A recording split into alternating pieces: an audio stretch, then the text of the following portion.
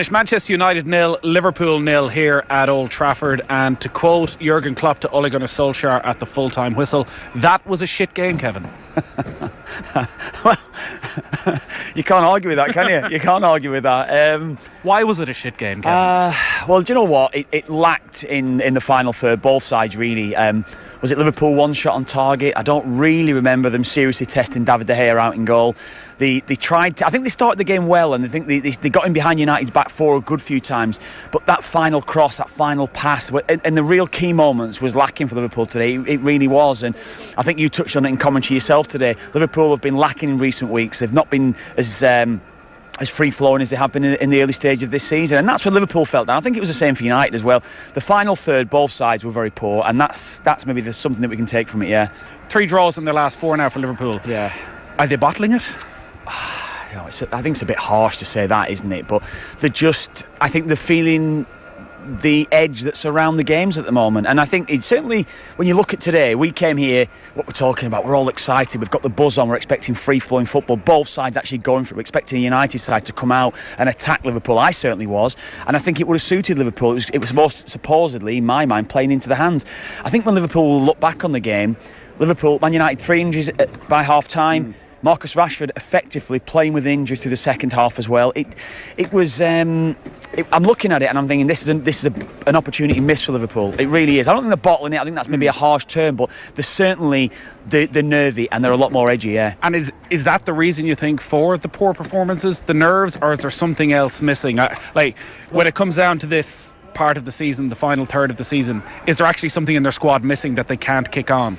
Well, he brought Shaqiri on. I think he was a sort of player that they needed in this type of game today. Someone that's going to come on and change it and give them a bit of spark, a bit of creativity. And so he came on. It didn't really have an effect because of how United played against it. I think the last 15 minutes of the game, United just dropped off and said, right, come and beat us, try and get in behind us, and we'll try and hit you on the counter-attack.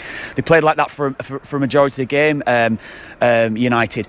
I think the thing with teams that's playing against Liverpool, and they play like that, Liverpool have gone back to maybe a couple of seasons ago where they couldn't break sides down that dropped deep and defended deep against them, whereas Man City seem to are a lot more or a lot easier in opening that type of system. I think Liverpool got over it. They were able to do it a lot more. At the moment, I just don't think they're able to open up sides that are playing a certain way against them. It's difficult to criticise Jurgen Klopp when you look at what Liverpool are achieving this season and have done over the last couple of years, but he seems on edge. Right from the first minute, he was at his players. He's right in the edge of the technical area for the entire 90 minutes. And like there was when Jordan Henderson came off and Henderson just walked straight past them, clearly angry.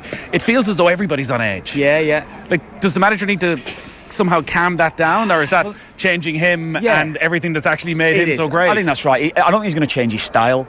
You can't say that he's not been, for a majority of the games that he's managed at Liverpool, within his technical area. You're looking back even when he was at Dortmund, exactly the same style in his technical area, trying to get the team motivated and he almost living with the players. He's feeling what the players are feeling.